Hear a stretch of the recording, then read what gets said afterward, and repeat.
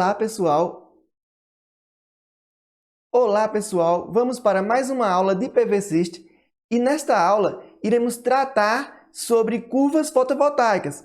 Eu irei abrir informações de módulos fotovoltaicos e irei discutir um pouco essas curvas com vocês para entender como elas funcionam na prática. Então, vamos clicar em Base de Dados, em Módulos Fotovoltaicos, e eu irei escolher um módulo exemplo aqui, certo? Vamos escolher esse da BioID, que já está selecionado. É um módulo de 320 watt pico, certo? Eu irei abrir aqui os dados deles. Então, pessoal, aqui são os principais dados desse módulo fotovoltaico. Como eu já expliquei em outro vídeo, esse caminho você pode encontrar dados para você utilizar num equipamento chamado traçador de curvas, que são esses dados aqui. Para você utilizar esse equipamento, na maioria das vezes, tem que utilizar esses valores de resistência. Mas na aula de hoje, nosso intuito é estudar as curvas fotovoltaicas. Então, nessa tela aqui, temos alguns dados como a nossa irradiância de referência, que é utilizada nos testes em laboratório. Nesse caso, 1000 watts por metro quadrado, que são os valores de STC. Os valores chamados de STC são valores utilizados nos testes em laboratório para os módulos fotovoltaicos.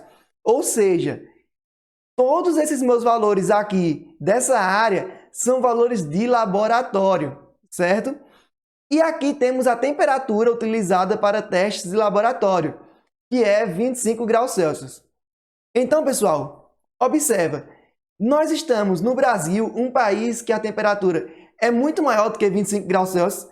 O módulo fotovoltaico vai trabalhar com uma temperatura muito maior que isso. E os valores que a gente tem de dados de placa são nessas condições de temperatura de 25 graus Celsius e 1000 watts por metro quadrado. Ou seja, no Brasil, os módulos não irão trabalhar no seu valor máximo na maioria do tempo, porque a gente não trabalha nas condições de laboratório. Nós trabalhamos em condições reais, que são valores diferentes. Eu vou mostrar que a curva fotovoltaica ela se altera com o aumento ou a redução da temperatura, com o aumento ou a redução da irradiância. Então, todos os valores que a gente enxerga em datasheets, né? Quando a gente fala que uma placa é de 320, é de 400, esse valor é em condição de laboratório. É em uma condição de 1000 watts por metro quadrado e 25 graus Celsius. Isso não é encontrado na prática ao longo do dia, né? Então, esse valor vai mudando ao longo do dia. E aí, pessoal, nessa tabela aqui tem alguns valores interessantes, como a corrente de curto-circuito. A corrente de curto-circuito é a máxima corrente que aquele módulo pode atingir, ok? E essa corrente ela é obtida quando você fecha um curto mesmo entre o positivo e o negativo do módulo fotovoltaico, certo? E aí também temos a tensão de circuito aberto, que é o contrário da corrente de curto-circuito. É quando você faz a leitura da tensão com os terminais do módulo positivo e negativo em aberto, né, soltos. Então, se você quer medir a tensão máxima que esse módulo consegue atingir, você vai medir com a parte positiva e negativa do módulo em aberto e medindo a tensão com o seu multímetro, né? E se quiser medir a corrente máxima, você vai ter que curto-circuitar esses terminais positivo e negativo e fazer essa medição de alguma forma. Utilizando o multímetro comum é meio complicado medir essa parte de curto-circuito, porque tem o risco de arco elétrico.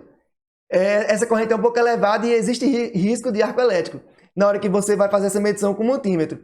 Então, o ideal seria utilizar algum multímetro que não fosse evasivo, né?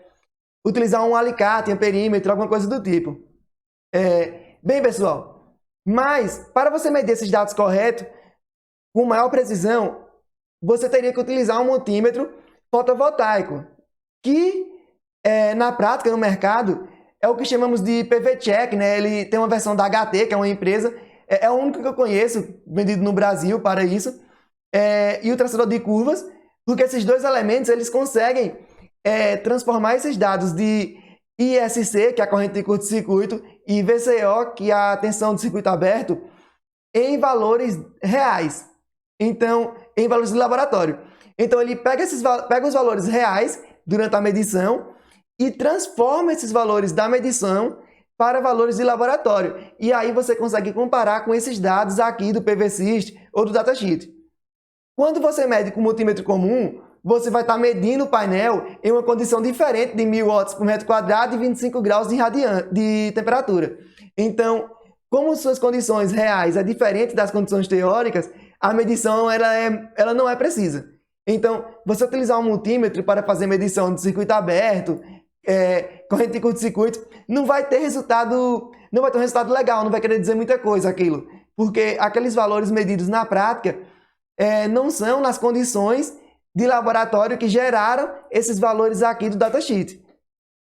Por isso que na nova revisão da norma brasileira, da NBR, que trata de comissionamento fotovoltaico, e eu faço parte, inclusive, do grupo que estuda essa norma, possivelmente vai ocorrer a exigência de alguma coisa que faça a medida da irradiância da temperatura, porque a gente tem que ter esses parâmetros para você comparar com a corrente de curto-circuito ou a tensão de circuito aberto. Você não pode fazer uma comparação se você não tiver certeza de quanto está a irradiância naquele local ou a temperatura, certo? E mesmo assim, com o multímetro, vai ser difícil fazer essa conversão. O ideal tem que utilizar um traçador de curvas mesmo, para você conseguir os dados precisos. E aí temos também, pessoal, a nossa corrente de máxima potência, que é a máxima corrente que o módulo consegue ter durante o trabalho, quando ele está funcionando, convertendo energia, e a máxima tensão que ele pode ter nesse momento também que ele está trabalhando, né? Que é 36,80 para esse módulo da BioID, certo? Além disso, temos aqui valores de coeficientes em porcentagem, né, da variação da corrente com a temperatura. Isso aqui é uma forma de você fazer a conversão dos valores reais, né, para os valores de laboratório, para fazer os testes. Mas a conversão ainda não fica tão perfeita quanto um traçador de curvas, certo? É meio complexo fazer isso sem um traçador de curvas. Então, o que eu quero dizer aqui, né, é que para você ter certeza dos dados e comparar dados reais de medição com dados de laboratório, que são os dados que tem no datasheet da placa, que seu fornecedor vai te dizer, só dá para comparar com um traçador de curvas, para você ter uma grande precisão. Fora isso, é bem difícil, fica um processo bem complexo você fazer medição de irradiância, temperatura, anotar e converter isso depois aplicando fórmulas. E aí, pessoal, a outra coisa que eu queria mostrar, que é as nossas curvas fotovoltaicas, elas podem ser vistas aqui em gráfico, certo? Em gráfico, temos aqui como a curva fotovoltaica se comporta com a variação da irradiância ou temperatura, certo? Eu irei abrir aqui a curva corrente por tensão, variando a irradiância. Então, vou abrir aqui gráfico completo. Observem, pessoal. Quando eu mudo a minha irradiância, aqui está uma irradiância de 1000, 800, 600. Quando eu mudo essa irradiância, a minha corrente ela cai quase que proporcionalmente à queda da irradiância. Elas são grandezas quase que diretamente proporcionais, certo? E isso aqui ocorre por quê? Porque ao longo do dia a sua irradiância vai alterando e a corrente de trabalho do seu módulo fotovoltaico também vai alterando. Observe, né, que quando eu diminuo a irradiância, eu vou diminuindo a minha potência do meu módulo também. Esse é um módulo de 320, mas ele vai variando a potência quando você mexe na irradiância. Agora observe uma coisa bem interessante. À medida que você muda a irradiância, quase não mexe a tensão do circuito aberto, que é essa tensão aqui. Observe que os gráficos são bem próximos. Por que isso ocorre? Porque a irradiância ela pouco altera a tensão. A mudança na irradiância pouco altera a tensão. Por isso que se você utiliza um multímetro medindo nela o seu painel, a sua tensão do circuito aberto, não vai ter um resultado tão preciso, porque a irradiância ela quase não mexe na tensão, você vai ver algum número diferente do seu datasheet, mas não vai conseguir afirmar nada, a não ser que utilize o traçador de curvas, certo? E aí, pessoal, Além dessa curva aqui, temos a curva variando a temperatura. Observe o comportamento diferente. Quando eu aumento a temperatura, que é essa variação aqui de cores, né? Quando eu aumento a temperatura, o que vai acontecer aqui é reduzir a minha tensão de circuito aberto. Observe que a maior temperatura é esse gráfico cinza. Esse gráfico cinza é a maior temperatura que eu tenho, 70. Se eu diminuo a temperatura, né? Eu vou para 55, como está dizendo aqui, né? 55 é essa curva, 40 é essa próxima curva. Quando eu diminuo a temperatura, eu aumento a tensão do circuito aberto, certo? E a minha corrente aqui, ela quase não muda. A corrente, ela quase não muda com a temperatura. Ela muda mais com a irradiância. Então, a temperatura, ela está ligada mais à tensão do módulo e a irradiância, ela está ligada mais à corrente do módulo. E aí, com essa combinação de variação de irradiância e temperatura, você vai obter a sua curva na prática em que seu módulo vai trabalhar. Então, pessoal, observem aqui. Se quando eu reduzo a temperatura, a minha tensão de circuito aberto, ela aumenta, eu tenho que ter um certo cuidado no dimensionamento do meu inversor fotovoltaico, porque em baixa temperatura eu vou ter uma tensão mais alta do que a tensão normal que você calcula para a entrada do seu inversor. Então, pode acontecer de a temperatura baixar, a tensão elevar e desligar seu inversor, né? Fazer com que ele pare de funcionar naquele momento. Na maioria dos inversores tem um range de tensão, de proteção, então na maioria dos casos não vai chegar a queimar, mas ele vai desligar o inversor, porque a temperatura ela vai atingir um limite e ele não vai conseguir funcionar naquele limite de tensão.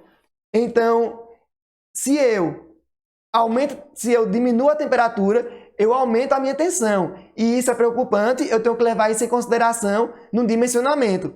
Quando eu trabalho com o PVsyst, isso já é levado em consideração na simulação. Por isso que é interessante utilizar software e não utilizar planilhas, né? Então, se eu utilizo o PVsyst, eu já vou ter certeza se eu não vou ter problemas com a redução da temperatura naquela região, né? Durante o mês de inverno aí, que a temperatura cai bastante. Então, pessoal, era isso que eu queria mostrar para vocês. Qualquer dúvida, estou à disposição. Podem comentar aí no nosso vídeo. Siga a gente na rede social, né, no nosso Instagram. E se inscreva no nosso vídeo aqui do YouTube para que a gente consiga continuar produzindo esses conteúdos. Muito obrigado a todos.